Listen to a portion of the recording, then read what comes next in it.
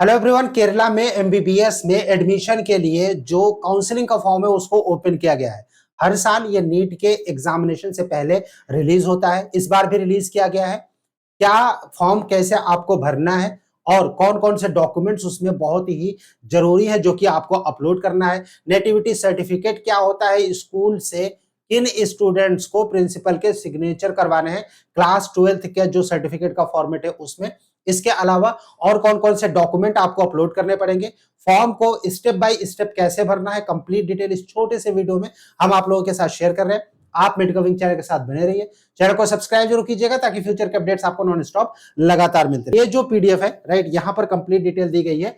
आपको अप्लाई करना है एमबीबीएस के लिए या फिर बीडीएस के लिए, बाकी के जो मेडिकल एलाइड कोर्सेज हैं उनके लिए। तो कर्नाटक जो केरला के बाहर के स्टूडेंट्स हैं, केरला के बाहर के स्टूडेंट्स को ये फॉर्म कैसे भरना है हम उनकी बात कर रहे हैं। प्लस जो केरला के स्टेट के रहने वाले हैं उनको भी इसी फॉर्मेट में इसी तरीके से फॉर्म को भरना है। इसमें कंप्लीट डिटेल दी गई है। आपके पास एक मोबाइल नंबर और ईमेल आईडी एक्टिव होना चाहिए। जेपीजी फॉर्मेट में आपके पास डॉक्यूमेंट्स होने चाहिए जो कि वीडियो में पहले हमने आप लोगों के साथ डिस्कस किया था राइट। उसके बाद जो फीस की बात करें कि मिनिमम जो फीस है एप्लीकेशन के लिए वो क्या लगना है।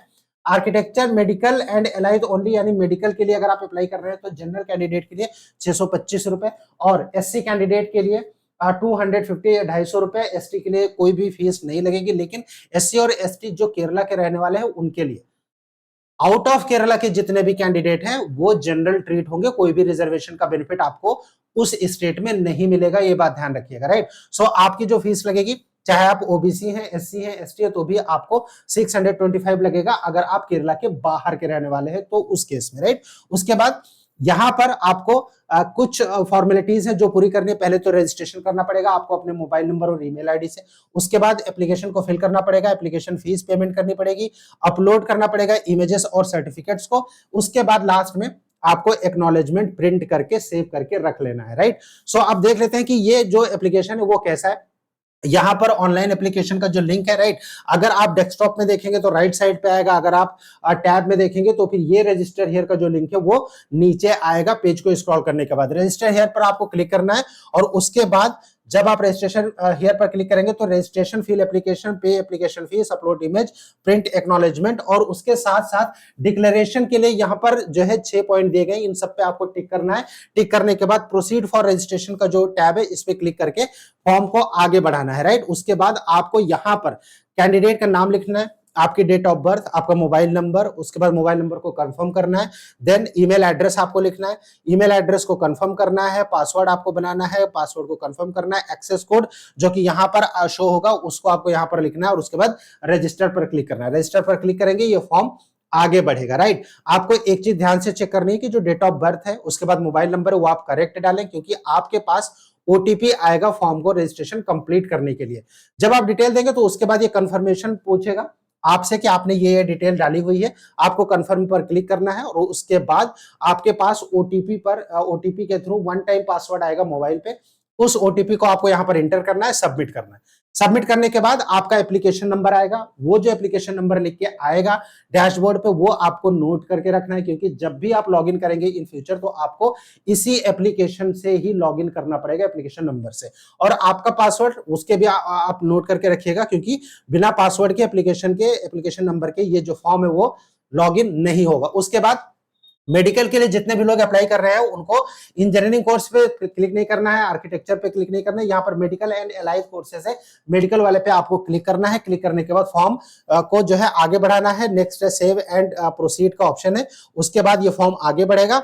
आगे जब आप देखेंगे तो उसके बाद जो सेंटर है, सेंटर सिर्फ उनके लिए है जो स्टूडेंट्स इंजीनियरिंग का कोर्सेज में एडमिशन लेना चाहते हैं। मेडिकल के स्टूडेंट्स को कोई भी टेस्ट नहीं देना है, नीट के बेसिस पर एडमिशन होगा, तो सेंटर चूज करने का ऑप्शन आपके पास नहीं आएगा राइट। उसके बाद नेशनैलिटी, नेटिविटी और आधार नंबर, ये सारी डिटेल्स आपको फिल करना है। नेशनैलिटी में यहां पर आपको जेंडर आपको सिलेक्ट करना है, पहले मेल फीमेल ट्रांसजेंडर, उसके बाद नेशनैलिटी आपको सिलेक्ट करनी है, नेटिविटी सिलेक्ट करनी है और उसके बाद आधार नंबर आपको यहां पर अपडेट करना है। उसके बाद father detail and mother details आपको एंटर करनी है, उनका ऑक्यूपेशन, उसके बाद name of the guardian, qualification. इसके अलावा परमानेंट आपका एड्रेस क्या है वो आपको सिलेक्ट करना है। देन उसके बाद आपको प्रेजेंट यानी कम्युनिकेशन एड्रेस सेलेक्ट करना है और सेव करते हुए प्रोसीड करना है फॉर्म को आगे बढ़ाने के लिए राइट। अब इसके बाद एकेडमिक डिटेल्स, एकेडमिक डिटेल्स में यहाँ पर आपको क्वालिफाइंग एग्जामिनेशन आपको यहाँ पर भरना है +2 और इक्विवेलेंट। जिन्होंने क्लास 12 पास आउट किया है उनको +2 और इक्विवेलेंट का यहाँ पर क्लिक करना है। उसके बाद अगर वेदर पास है अपियरिंग द क्वालिफाइंग एग्जामिनेशन, जो कैंडिडेट अपियरिंग है क्लास 12 में उनको अपियरिंग पे क्लिक करना है, जो पास कर चुके हैं ड्रॉपर है उनको पास पर क्लिक करना है। उसके बाद बोर्ड ऑफ स्टडी इन +2 यानी क्लास 12 जो है वो कहां से किस बोर्ड से किया वो सेलेक्ट करना है। आपको रोल नंबर यहाँ पर डालना है। यहाँ पर लिखा है registration number of the qualifying examination. Registration number मतलब आपका जो रोल नंबर है वो रोल नंबर आपको यहाँ पर इंटर करना है। स्टडीड संस्कृत इन एट +2 लेवल, यहाँ पर यस या नो, आपको नो पे क्लिक करना है अगर आपने नहीं पढ़ा है संस्कृत क्लास 12 में। उसके बाद केईएम प्रीवियसली ईयर्स में आपने अप्लाई किया है या नहीं किया है, अगर आपने अप्लाई किया तो कितनी बार किया है वो आपको यहाँ पर मेंशन करना पड़ेगा।